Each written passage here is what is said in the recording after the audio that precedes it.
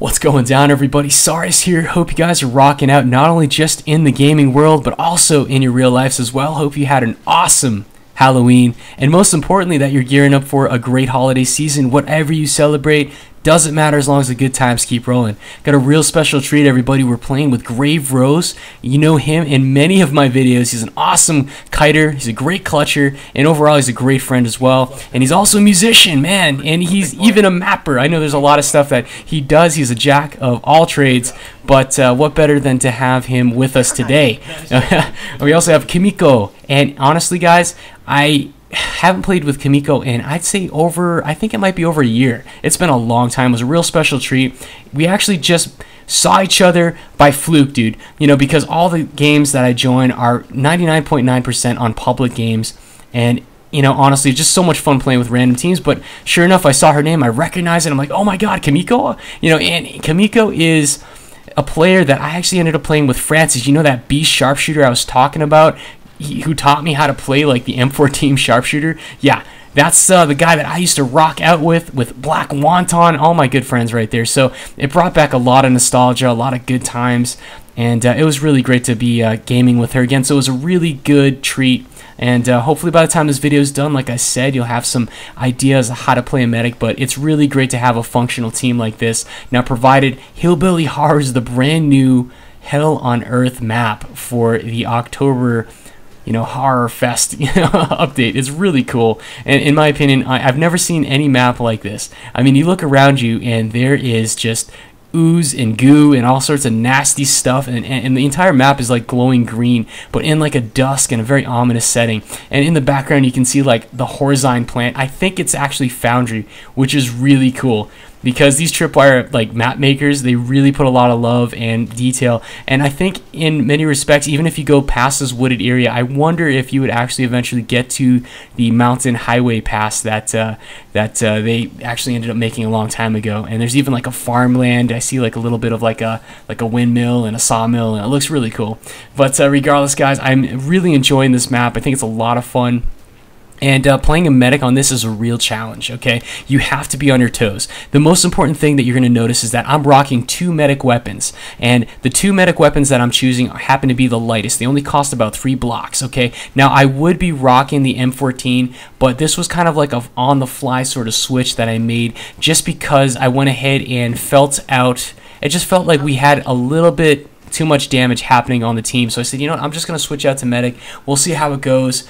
And honestly, it's just one of those things that I stuck with. So normally in my repertoire, what I do is I always like to have the MP5, the MP7, as well as the M14. Now right here, Jest, a very good berserker, does get in a little bit of trouble here, but look how he goes ahead and gets himself in a good evasive maneuver there. That's really great. Unfortunately, I'm having a real hard time getting those healing darts on him. Now right here, as slow motion happens, I'm able to kind of like recompose myself. I get a really nice lucky shot through the trees. That dart hits him, and this actually really adds up, because right here he goes and takes another massive hit from the raging Fleshpound, and because of that he almost goes down. Now right here I go ahead and try to keep everybody patched up. I was trying to draw aggro on myself, and sure enough, it did accidentally rage. I was going to go ahead and tank and use the medic to the fullest of capabilities.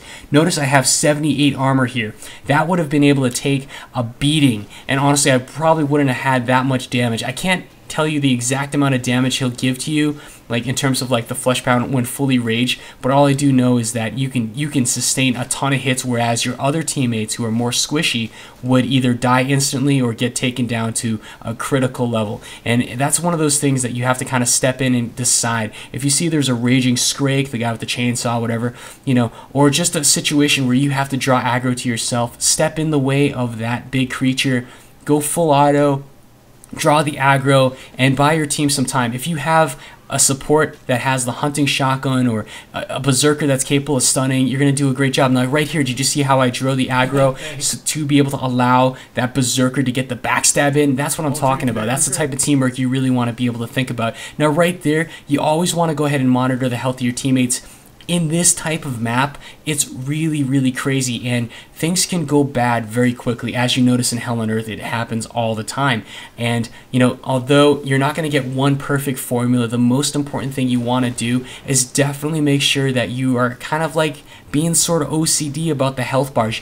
You know, even if they're like 99.9%, you know, healthy, try to get a heal in.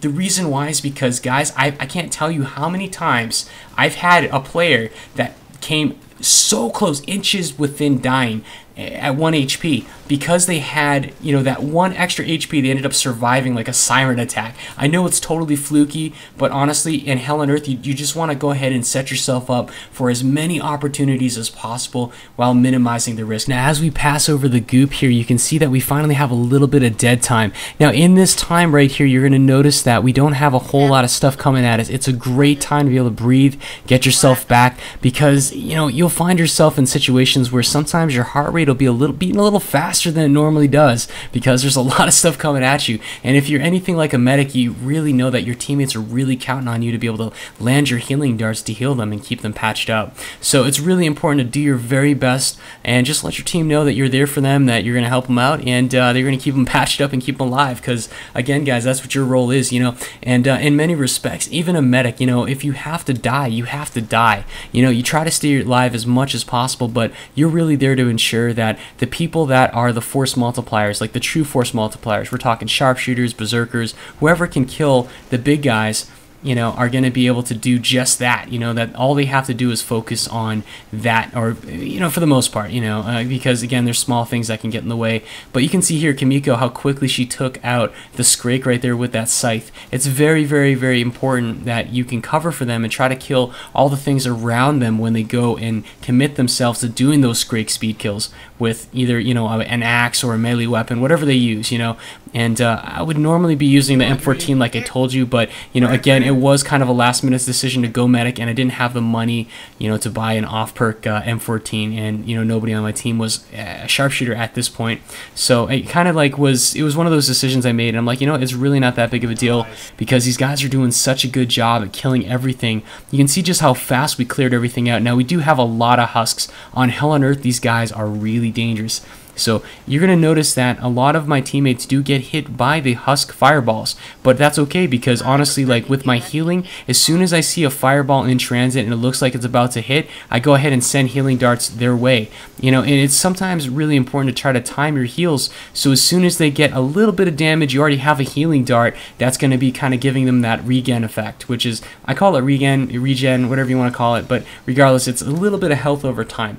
Now right there you can see that, again, the effectiveness of jump shooting, sometimes it allows you to be able to get targets that are over some of the teammates that are in front of you that don't need healing. So it's really cool to be able to extend your reach in many respects. So definitely practice it. If you're good at FPS games and have kind of like a natural talent for it, then, you know, medic probably won't be too much of a hassle for you. Just sometimes you'll get frustrating moments where, you know, medic darts will like look like they're registered, but they won't actually like heal the player. So you have to make sure that you definitely have two med guns going at the same time, and you'll be able to have like almost infinite healing, which is really cool. So guys, I wanted to go ahead and switch over to Commando, because I do have a voice communication device, a microphone. You know, I know that sounded super high tech, but gosh darn, man, the Tommy gun is so much fun. It's like being like an old school gangster, and you can be like, yeah, see, we're gonna kill him, yeah, we're gonna kill the Patriarch, yeah, when while going full auto and just dumping upon him. It is so much fun. So I have the fall here with the ACOG scope. You can see, I think that's the Foundry in the background, but I'm not 100% sure. It would be super cool if the Tripwire devs kind of like had this as like the crossroads, where like all these great, awesome maps that we love playing for such a long time, you know, are kind of like featured in a way. It's a really neat thing, and I just love this map so much. I haven't seen anything like it, where like you're kiting around this crazy map full of like toxic goo, and, you know, Zeds popping out of the bushes, and, you know, in a place that really looks like it'd be a really peaceful retreat, like where Horizon not there to ruin it, you know, going canoeing and fishing. So right here, we get right to the action. Here comes the Deputy Patriarch. I know a lot of you guys have been wanting to see some footage on Hell on Earth, you know, in terms of the hot Hillbilly horror event. So he's right here. He still has the, you know, same old chain gun effect, but geez, dude, you know, he's got a really cool looking skin. Very, very funny. I still don't understand what he's saying, but look at Grave. He's stepping in, and look at Kimiko and Grave going to town right here with the backstab scythe. We have flare darts going off everywhere. He's just about to die. I'm rocking and rolling with the Tommy gun, and boom, it's game over, dude. This Patriarch got slapped down hardcore. So guys, thanks again for tuning in. I hope you enjoyed this video, and at the very least, hope you learned a couple tricks and tips here, but most importantly found it interesting and hopefully a little bit entertaining. If you like this video, you want to see some more good times, do me a favor, give that like button a little bit of love, and if you want to subscribe, that's always an added bonus that you have no idea how much that means to me. Thank you guys. Listen, everybody, I know I've been really busy with school, and I'm sorry for the slowness on some of the updates and the videos, but guys, I mean seriously, I have 400 gigabytes worth of killing floor footage, raw, unedited, and man, I'm so pumped to be able to share that with you guys. So please, just hang in there. We got some more footage on the way. And this is Sorry is signing out. I'll catch y'all on the flip side, y'all. Rocksteady!